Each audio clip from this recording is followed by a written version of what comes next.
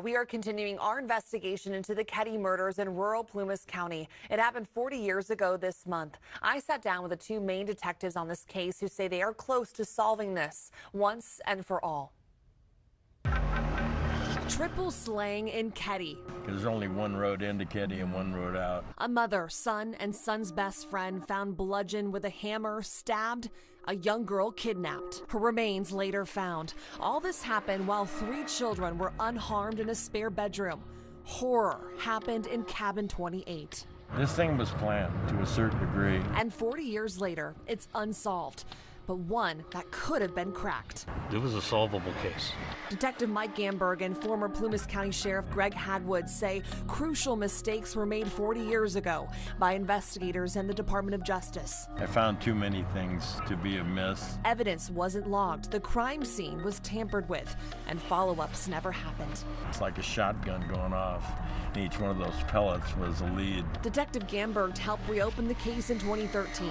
This case is personal to him. He knew each victim: Glenna Sharp, John Sharp, Tina Sharp, and Dana Wingate. He was a martial arts instructor and taught the boys from time to time. The day before the homicide, Dana was at my house. And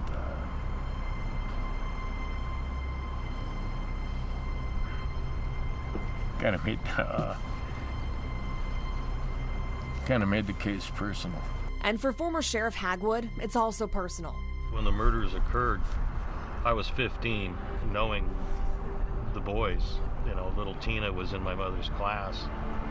Yeah, it got real personal real fast. Since the Keddie murders took place April 11th, 1981, the Keddie resort here completely changed. The cabin where this murder happened no longer stands. It was condemned and demolished, but all the evidence inside is stored at the Plumas County Sheriff's Office.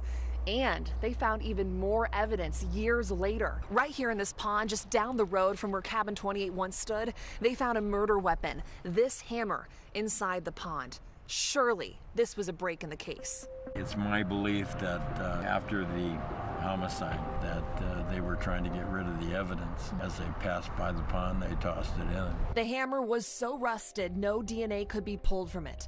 But it matched the exact hammer that was reported missing from one of the suspects, Martin Smart. Investigators believe Smart and his friend John Bobaday are the main suspects. They are no longer alive. They literally fled the area within a day or so of the crimes. Wow. And we spoke to the person that drove him out of town. He's still alive. Besides the hammer, Gamberg has damning evidence, a letter written by Martin Smart to his then wife, Marilyn.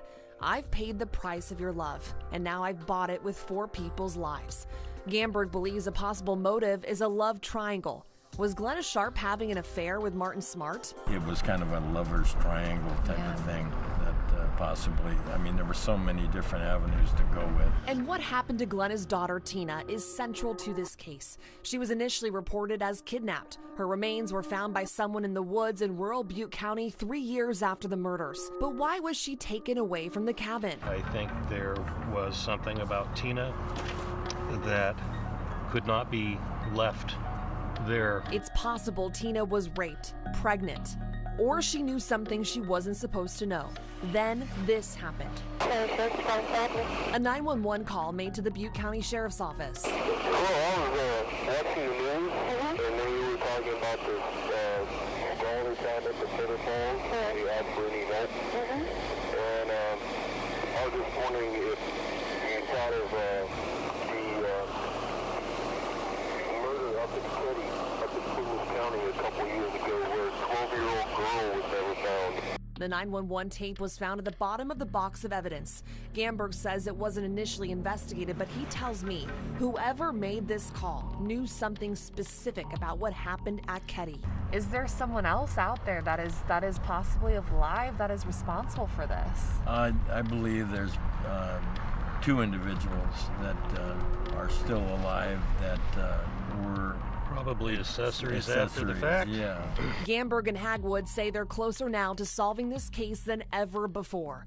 It would lift an incredible weight that have just hung over that community, over the surviving family members. The surviving family members have been severely impacted by this case.